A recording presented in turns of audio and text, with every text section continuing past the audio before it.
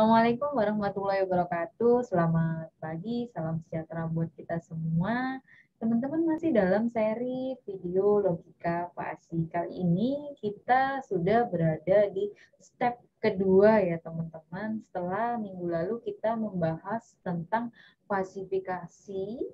Bagi teman-teman yang belum melihat video sebelumnya, silakan klik link yang ada di atas. Kali ini kita akan melanjutkan ke step berikutnya, yaitu quasi inference engine. Jadi pada step ini ada banyak sekali istilah teman-teman, tetapi pada intinya di sini akan berbasis rule base. Jadi nanti ada istilah operator zade, zero, implikasi, mungkin inferensi, banyak sekali beberapa istilah ya di beberapa referensi, dan ada komposisi seperti itu. Nah, seperti gambar yang ada di sini ya teman-teman. Jadi di situ yang saya merah itu yang akan kita bahas. Oke. Nah, tujuannya adalah bagaimana teman-teman memahami proses fuzzy inference engine. Jadi step ini nanti pada intinya adalah berbasis rules. Nah, ini harus teman-teman bisa kuasai ya. Oke. Oke, ini pada tahap yang saya merah ini gitu ya, di fuzzy inference engine ada fuzzy rule, pada intinya ada knowledge base. Oke. Nah, sebelumnya di falsifikasi kita sudah petakan semua variabel dan himpunannya ke bilangan fuzzy melalui pendekatan sebuah fungsi ya. Kita memilih kurvanya apa, kemudian menentukan domainnya seperti apa, dan juga sampai jadi seperti ini ya teman-teman. Kemudian step berikutnya apa Bu? Nah, step berikutnya setelah kita memperoleh yang tadi fuzzy set, kita akan mengkombinasikan dan memodifikasi antar variabel. Jadi ketika ada sebuah variabel katakanlah seperti itu terus diapakan. Nah, harus ada yang bisa mengkombinasikan gitu ya. Nah, oke. Step pertama gitu ya. Kita harus mengenal yang namanya operator zadeh. Nah, operator yang bisa mengkombinasikan himpunan fasi, teman-teman. Jadi di sini hasil operasi dari dua himpunan yang dikombinasikan dinamakan fire strings atau alpha predikat. Nah, istilah ini cukup penting ya teman-teman, alpha predikat nanti harus diingat karena nanti akan dipakai sampai perhitungan terakhir. Oke, di notes ya. Oke, nah operasi ZD ini ada 3 ya teman-teman. Yang pertama adalah operasi N. Jadi operasi N ini berhubungan dengan operasi intersection atau bisa disebut dengan irisan bahasa Indonesianya. Nah, alfa predikat yang diperoleh akan diambil nilai yang minimum gitu ya. Kalau operasinya N maka ambil yang minimum. Contoh yang ada di bawah ini ya teman-teman. Jadi ada nilai keanggotaan umur 27 pada himpunan muda, diperolehlah derajat keanggotaannya 0,6. Kemudian ada lagi keanggotaan 2 juta pada himpunan penghasilan yang tinggi. Ketemulah bilangan derajat keanggotaan fazinya 0,8. Nah, ketika ini dilakukan kombinasi dengan operasi zadeh yang N, maka akan diambil nilai yang terendah atau nilai min. Itu ya teman-teman ya. Cukup mudah ya. Kemudian yang kedua adalah operasi OR. Sebenarnya ini adalah kebalikan dari operasi sebelumnya. Kalau yang sebelumnya itu AND, kalau OR itu operasi union atau gabungan. Yang diambil, nah ini harus digarisbawahi, yang diambil adalah nilai maksimum. Contoh gitu ya, kalau tadi antara 0,6 sama 0,8, kalau yang N diambil yang min, diambil yang 0,6, kalau yang OR dia akan diambil yang max, yaitu 0,8. Nah, bedanya cuma di situ, teman-teman. Kemudian yang terakhir adalah operasi Jaden not. Jadi ini berhubungan dengan operasi komplement. Jadi dia alfa predikat ini didapat dari mengurangkan nilai keanggotaan elemen pada himpunan 1. Jadi 1 min, nah 1 min berapa gitu ya anggota himpunannya. Oke. Itu ya teman-teman 3 operasi ZD yang cukup penting dan akan selalu dipakai. Basicnya harus kuat. Kemudian setelah kita mengetahui dalam operasi jade ada 3 tadi gitu ya. Kita ke bentuk yang lebih besar yaitu sebuah rule gitu ya, sebuah rule. Nah, sebuah rule itu ada banyak sekali caranya teman-teman. Bagaimana teman-teman menentukan rule. Yang paling sederhana adalah penalaran monoton gitu ya. Jadi if X is A then Y is B. Jadi nilai outputnya diestimasi dari nilai antecedent. Nah, yang X itu adalah antecedent teman-teman. Dia adalah konsekuen. Jadi kalau contohnya jika tinggi badan itu tinggi, konsekuensinya adalah berat badannya pasti berat gitu. Kalau secara logik itu kan nggak selalu ya teman-teman. Jadi maka dari itu kita akan jarang sekali pakai penalaran monoton. Kita akan pakai yang penalaran multiple konjuktif, disjungtif gitu ya teman-teman yang ada di bawah itu. Nah, itu jika katakanlah X1 adalah A1, X2 adalah A2 gitu ya. Jadi jika ininya lebih kompleks gitu ya. Nah, yang bulat yang merah itu adalah operator ya, teman-teman, bisa OR, bisa AND seperti itu. Nah, ini apakah fuzzy rule cuman ini Bu? Tidak sekali gitu ya. Banyak sekali, tetapi ini saya ambil yang paling mudah gitu ya. Jadi teman-teman kalau mau detail bisa belajar dari paper aja, banyak sekali yang bisa dipakai. Nah, pertanyaan berikutnya biasanya yang akan menjadi pikiran di kita gitu ya. Berapa sih jumlah rules-nya yang bagus, Bu? Berapa? Apakah 1, 2, 3, 4, atau 5 kayak gitu ya. Nah, karena sekali lagi bahwa kita berada di kecerdasan buatan di mana domain expertnya itu adalah manusia ya teman-teman. Jadi ya bisa melalui domain expert gitu, orang yang expert dalam kasus tersebut berdasarkan pengalaman bisa juga gitu ya. Nah, contoh jika permintaan turun dan persediaan sedikit, maka produksi berkurang gitu ya. Ini juga nanti bicara masalah logik dan unlogik gitu ya dalam sebuah aturan.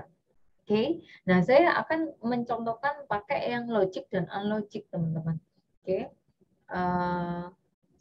yang paling mudah. Jadi ketika misalnya katakanlah ada dua variabel, satu output gitu ya. Variabelnya permintaan ada anggota himunannya turun, naik, kemudian persediaan anggota himunannya banyak dan sedikit gitu ya. Oke, itu koma ya, maaf. Kemudian outputnya misalnya produksinya bertambah atau berkurang seperti itu. Nah, karena ada masing-masing dua, sebenarnya ini gampang, bisa 2 pangkat 3 teman-teman, karena jumlah anggota himpunannya itu sama-sama 2. Jadi nanti akan bisa langsung ditebak, oh 2 pangkat 3. Jadi aturannya ada 8. Nah, kalau misalnya jumlah himpunannya nggak sama, Bu, ada yang 2, misalnya permintaan 2, persediaan 3. Nah, ini yang harus didetailkan dengan teori peluang nantinya, gitu ya.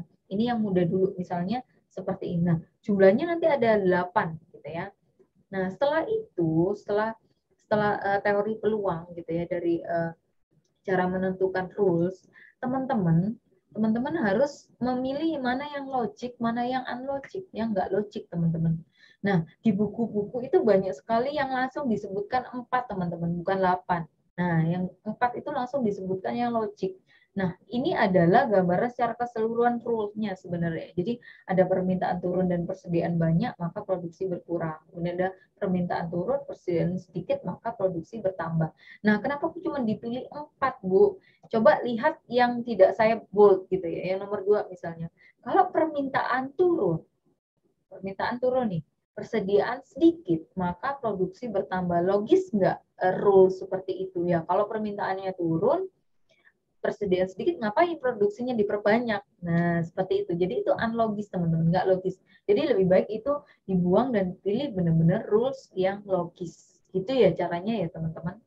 Oke, kalau misalnya rules-nya tadi nggak sama gitu ya, ada yang 2, ada yang 3, ya tinggal teori peluang aja gitu ya, dicari kombinasinya seperti itu. Oke, nah next setelah teman-teman tahu rules-nya gitu ya, nah kadang-kadang ini teman-teman dalam sebuah studi kasus fasi, rules-nya itu kadang-kadang nggak cuman 1 tapi 4 gitu ya. Nah, sebelum ke situ kita akan ngomongin masalah implikasi. Nah, implikasi jika jika maka gitu ya, jika maka gitu. Nah, hasilnya itu implikasinya seperti apa gitu. Nah, implikasi ini berhubungan dengan relasi fasi teman-teman, then Y is B. Nah, implikasinya apa?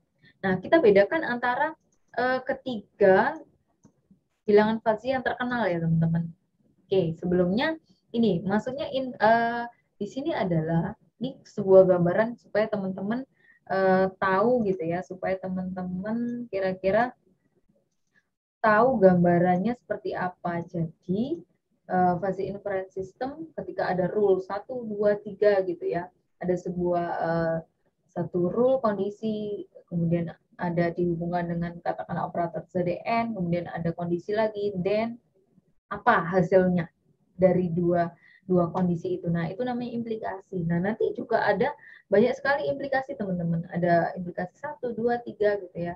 Nah, di situ nanti bedanya antara ketiganya itu apa? Nah, kalau implikasi di Sukamoto itu paling gampang dibandingkan yang lain, teman-teman. Jadi implikasinya ya sudah sesuai dengan rules-nya itu gitu ya.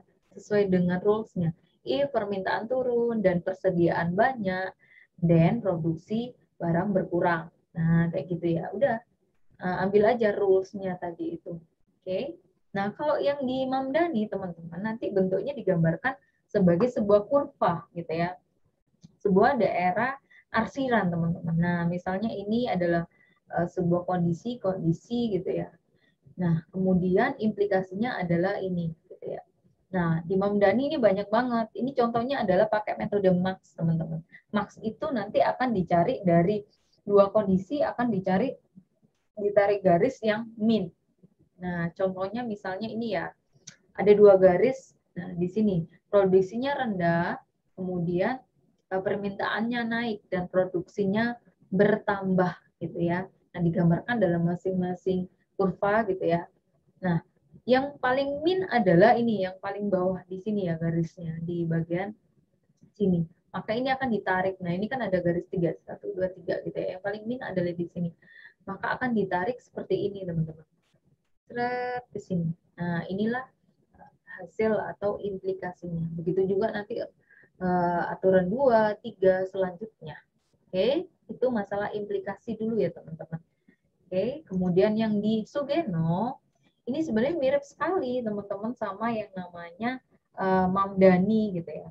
Cuman bedanya, kalau di Sugeno dia bisa menambahkan suatu parameter, contohnya ini yang saya kasih tulisan tangan gitu, teman-teman. Jadi dari rule yang tadi, nah ini misalnya implikasinya permintaan dikurangi persediaan. Jadi nilainya itu lebih detail gitu ya. Kemudian ini misalnya ada sebuah nilai yang ditambahkan. Kalau misalnya permintaannya gitu ya 1,225 kali permintaan dikurangi persediaan. Jadi implikasinya itu ada sebuah parameter yang mungkin ditambahkan gitu ya. Jadi lebih detail. Kemudian cara menambahkan gimana Bu? Itu terserah dari analisis teman-teman gitu ya. Oke, ini saya jelaskan sekilas mungkin nanti kita lebih bisa membahas detail ya per algoritmanya gitu ya, per fazinya, Sukamoto, Mamdani gitu ya teman-teman. Oke, kemudian next, setelah kita menemukan implikasi dari masing-masing rule gitu. Kemudian solusinya yang mana ya Bu? Rule yang mana kira-kira? Tadi ada 4 gitu ya, ada 4. Nah, itulah fungsinya nanti next kita membahas tentang agregator, komposisi gitu ya. Bagaimana luaran implikasi yang banyak itu menjadi satu luaran gitu ya, sehingga ada cuman satu output gitu ya, teman-teman. Nah, di sini ada proses komposisi dan terakhir adalah defasifikasi gitu ya. Jadi penggabungan rule, kemudian pengembalian ke bilangan Cripps, dari fasi ke Cripps. Oke. Nah, agregator atau komposisi di Sukamoto itu yang tadi ya berupa aturan secara langsung. Kemudian Mamdani berupa daerah arsir yang tadi ada kurva. Kalau Sugeno berupa aturan juga gitu ya, sama berupa aturan juga di sini. Kemudian yang terakhir adalah defasifikasi. Nah, defasifikasinya atau pengembalian ke nilai Cripps ini ada banyak macam, teman-teman. Kalau di Sukamoto biasanya Sukamoto sama Sugeno itu dia rata-rata berbobot gitu ya, nyari alfa predikatnya, kemudian cari Z-nya. Rata-rata seperti itu. Kalau di Mamdani ada banyak sekali gitu ya teman-teman. Ada metode max, adiktif, probabilistik. Gitu. Nah, biasanya yang paling paling sering dipakai teman-teman itu yang metode max itu tadi. Oke, itu ya teman-teman yang bisa saya sampaikan mengenai fuzzy inference engines. Nah, kesimpulannya apa Bu kira-kira gitu ya? Kesimpulannya adalah di konsepnya adalah sebenarnya proses fuzzy itu antara Sukamoto, Mamdani, kemudian Sugeno itu proses fazifikasinya semuanya itu sama, teman-teman. Prosesnya sama untuk pemetaan daerah input grids ke bilangan fuzzy. Perbedaan itu mulai terjadi ketika di fuzzy inference engine di bagian implikasi. Di bagian implikasi yang berbeda gitu ya. Kalau misalnya apa namanya Sukamoto itu langsung rule-nya, kemudian Sugeno itu bisa menambahkan parameter kayak kayak gitu ya. Kemudian sampai di defasifikasinya yang beda. Maka pakai rata-rata berbobot, kemudian pakai metode max dan yang lainnya. Oke, itu yang bisa saya sampaikan mengenai fuzzy inference engine. Cukup mudah ya teman-teman. Jadi jangan galau lagi bagaimana cara menentukan rules gitu ya, berapa jumlahnya, kemudian apa sih yang membedakan ketiga dari fuzzy yang selama ini terkenal gitu ya, Sukamoto, Mamdani, Sugeno gitu ya.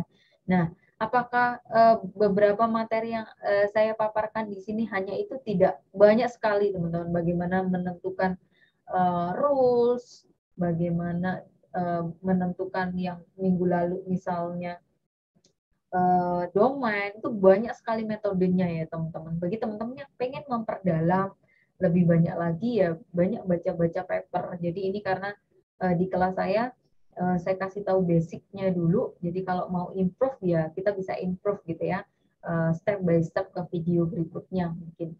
Baik, itu yang bisa saya sampaikan. Semoga bermanfaat. Salam belajar. Terima kasih.